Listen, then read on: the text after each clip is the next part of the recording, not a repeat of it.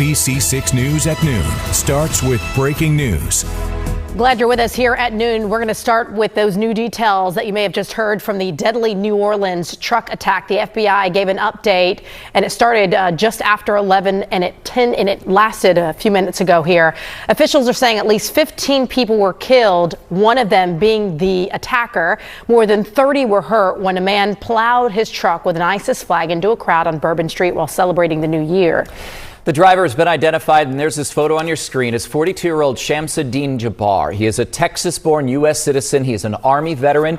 The FBI says this was a premeditated act of terrorism, and it's believed that Jabbar acted alone. He was killed at a gun battle with police after he crashed his vehicle on Bourbon Street. Meanwhile, officials are expected to reopen the famed New Orleans street later today to allow people and vendors to go back on. And you saw their workers were on site early today. They were cleaning the roads, sidewalks along the famous street. Let's get to NBC News correspondent Jay Gray, who's joining us live from New Orleans. Jay, you and all of us were listening to that news conference. What did you take away from that? Yeah, I think we got a lot of new and important information in what's going on here as far as the investigation is concerned. And it starts with the idea that the suspect in this case, as he was driving from Houston in that rented pickup truck to New Orleans, made 5 videos. First, pledging his allegiance to ISIS, suggesting that he initially had intended to attack family and friends, but thought that NBC 6 News at 12:30 starts now. And a family is in mourning after a road ranger was hit and killed in a crash early Wednesday, just hours into the new year. The family has now identified the man killed as 28-year-old Jose Myers, and there's a photo of him right here.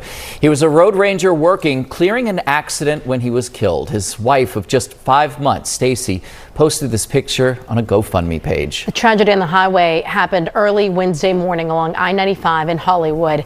Investigators are saying that Jose, the road ranger, and 2 state troopers were helping in a crash when 2 other cars headed south on I-95 hit each other.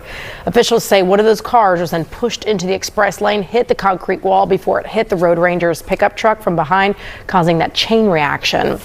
The pickup hit one of the Florida Highway Patrol cruisers, which then hit a second cruiser, and Jose was hit in that process. He was standing outside of that vehicle. Investigators say 2 state troopers and one of the other drivers were injured in the crash, but they're all expected to be okay.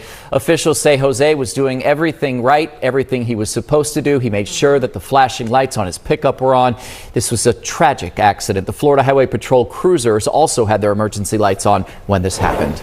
And a woman has died after police say she was hit by a car while crossing the street. The crash happened last night in Miramar near the intersection of Miramar Parkway and Southwest 68th Avenue.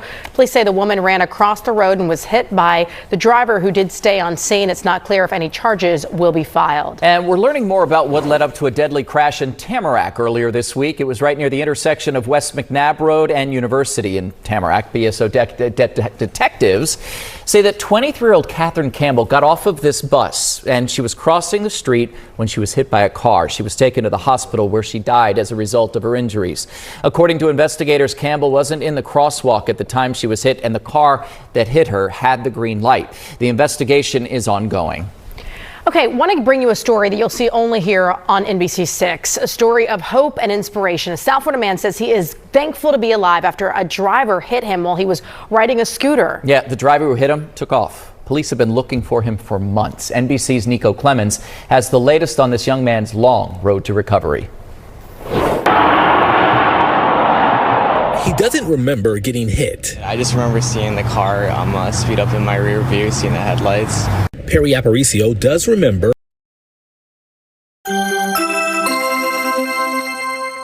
I'm getting lectured right now on my skincare products. Yeah, that's very important. I'm doing the wrong thing, apparently. Tell me what I need to do. All right, coming up on South Florida Live in just a few minutes. Are you looking on how to achieve that glowy, moisturized skin during the cooler, drier months, like Kris was just asking? We'll be joined by a doctor to tell us how to understand to prepare our skin for these changes. Plus, we are immersing ourselves in the world of sushi bonze. Sushi Bar will show us how to make their delicious Fuji rolls. So bring your appetite. Sounds good. Okay. Coming up when you join us at 4 o'clock, Joe, thank you. We'll see you in about 15 minutes here.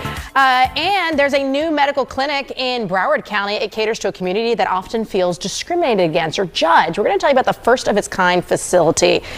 And with 2025 here, some of you might have helping others as one of your resolutions. Meet one woman whose calling became helping children in foster care with special needs.